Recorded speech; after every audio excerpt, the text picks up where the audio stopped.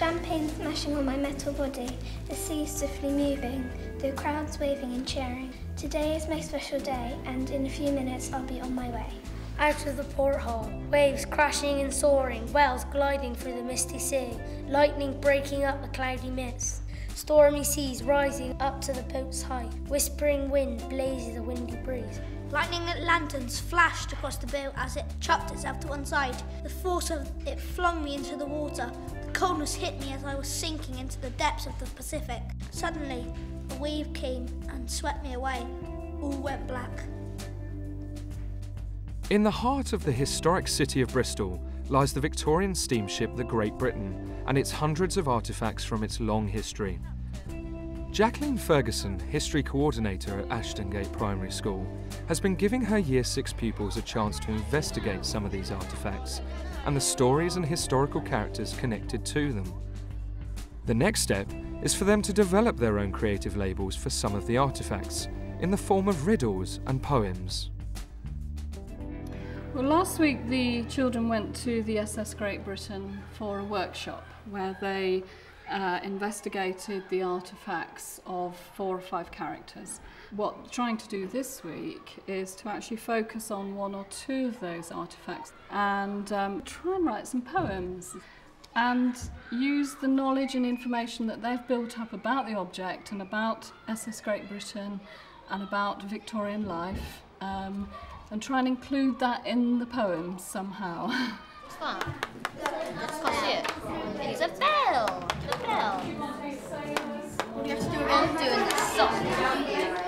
Time's up. That would have been a second class person. Or a third, if they might have stole the dice from a rich person and tried to gamble and get money. I think Jade's imagination's going well there. That's good. That's excellent. Right. You've got the photograph of your artefact in front of you, yes?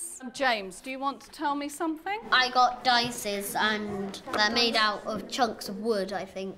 I wonder what those dice were used for. What do you think? Gambling. Gambling. Yeah. And is he a sailor or a passenger? A passenger. Or you might mix it. Yeah. We'll see how you feel. Okay, Jessica, what have you got? A bowl. So what did you think that bowl might be used for? For washing, really. Washing, I think you're right. So are you going to be the maid that brings the bowl, perhaps? What story is that bowl going to tell? No idea. No idea yet. Well, we'll see. Or maybe she's been sick in it. Yeah. Penny. And you've got a bell, and it's got Great Britain on. The sailors rang it when it's like in emergencies. You could include that in your work that you're going to do. Think about what the bell can see and the noises that it's going to create, what kind of atmosphere it's going to create. To get you in the mood, I thought we'd start with a riddle. Can anybody tell me what a riddle is? Atif. It's like a question, but it doesn't really give the answer. So you've got to keep the object a secret, haven't you? The riddle will help you work your ideas out. It'll help you get to know your object a little bit more. It'll perhaps make you look at the decoration. Think of 4 facts and lead us into it, okay? People put me on their body. No. People stick their legs inside me.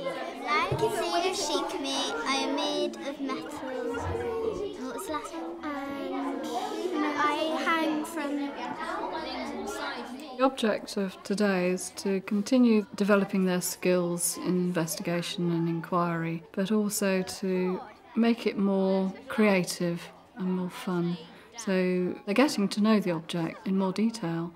It's quite remarkable that they can spend an hour and a half on one artefact throughout the whole lesson. Rosie, did you do a riddle? Jade? Yeah.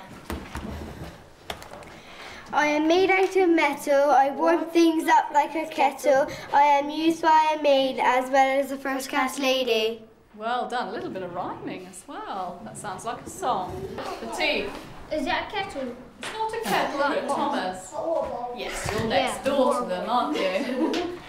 Right, the next ones I'm going to do what we call acrostic poems. These are quite easy. Let me show you one, and then maybe you can tell me what they are. Here's your object. The artefact here is a menu. Rosie, can you tell me? It's when you write the word down the side and then you make up sentences to go with it. So M for menu, and then E, eating in the dining room. No microwave meals. That's a nice touch, reminding us that we're talking of 150 years ago. Usually we go for a walk after the meal. You can start to introduce that sort of thing, what the person might have done, how the object was used. Think about what it was like on board ship. Introduce a few things like that if you can. So decide what your object is called first. That would help. Dice. That's a nice easy one. So James has just got dice here. All right. D-I-C-E. I didn't drink that with coffee. That's all I can think of. It's a difficult one, the diary, isn't it? Oh, is that biscuit for me? Drained out with coffee. Why is that? Are you thinking that they're drinking coffee? What is coffee? Maybe coffee stains on it? You can use that. That would be good. That would be excellent. This is a really detailed picture, isn't it? How long do you think it took them? Hours. A long time. So could you put that in some way? What about all the ink on his fingers? Yes, that's good. What did you say? Or Aging by the minute. Wow. Oh, I got one for I. Yeah. Ink splattered fingers. Well done. That's good. You're away now. It's fantastic. So how are you doing, James? Did you get that D sorted? Yes, What have you got? Dented. Dented on a table. Ink all over me. Chosen to gamble. Well done. And E. Excellent. Why dented on a table? Because when I get rolled, I could get dented. Yes? It's because they're wood. They're going to get worn, aren't they, I suppose? Yes, that's good. Ink all over me. Why have you got ink all over you? The black dot. I think it's important to make sure it remains as a history lesson. It's obviously got a lot of links with literacy, but you need not to concentrate too much on the poems. They're easy poems to do. It's well within their comfort zone. But by having to create the poem, they have to get to understand the object much more. They have to think about who was using it and how they were using it. It demands them to inquire about the object even more without them really realising. Boil me on the fire, open my lid and pour water in me. Tie me to the end of the bed. Touch me and I'm hot. Leave me on the table to cool down. Empty me out overboard. What a boring life that hot water bottle has. James, do you want to have a go? Dented on a table by being rolled. Ink all over me by losing money. Chosen to gamble. Eaten by naughty men on the gambling table. Naughty men on the gambling table. Well done. Get a little bit of morals there. Rihanna, I think your diary is really good. Drained out with coffee. Ink spattered fingers. Aging by the minute. Read by a first-class passenger. Yearning for home. I really like that. Drained out by coffee. Is this meticulous, really detailed? Go on then, Thomas. Posh men would only use them. It will make you ill. People would make it out of clay. Every posh lady would not use them. And in fact, one of the most famous people who smoked at that time would be Brunel himself. Yes, exactly. Right, we're going to try another poem. These are called tanka poems. Have you heard of those before? No. There's a very special amount of syllables. So your syllables are 5, 7, 5, 7, 7. Okay, I just want you to just focus on your artifact and how your artifact may even feel, or a brief description about it. Sock.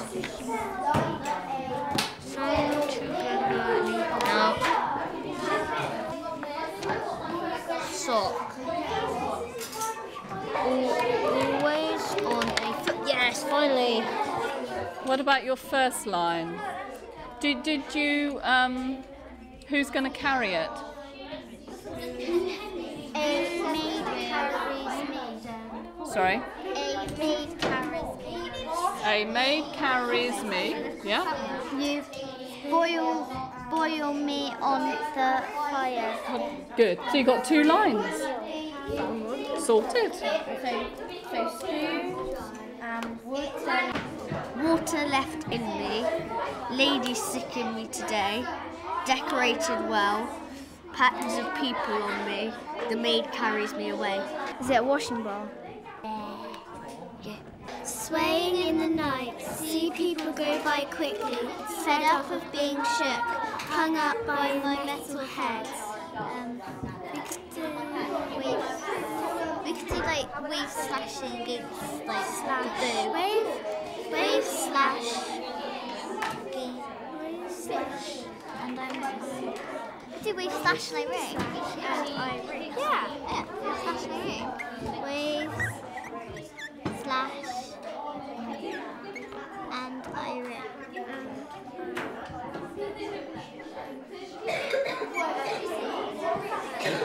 I think we're ready. Jade, you ready? Happy? We'll do some performances now. James? On the big table, waiting for lots of money, rolling and rolling. Big fight around me, trouble, the captain is on his way. Well done. Kerry, let's hear yours. Biscuit and soup, only for me. Wooden spoon I pick up, lovely for me. Lovely. Do you think that soup was lovely? No. Rosie?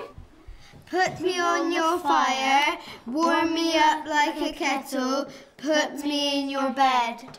Brilliant. Well done and nicely read too. I think that deserves a clap too. Right. Pixie, can we have yours? Very good. Would you like to? Pretty patterns on me, shiny sleek shell glistening, fragile when handled. That second line I think is really beautiful because she's... What letter have you repeated in your words there that makes it S? I think that's really very clever. Well done. That's really nice that it's really coming out as a poem now and a beautiful piece of work. Well done. And finally, Penny and India.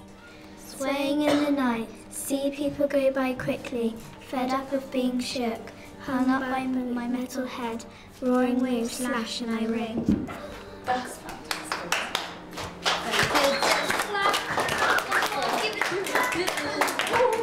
The poems are manageable, they're short, but by doing the different poems, they get a real feel for their own artefact. And they came out with some fantastic stuff. Really wonderful. I love the bell.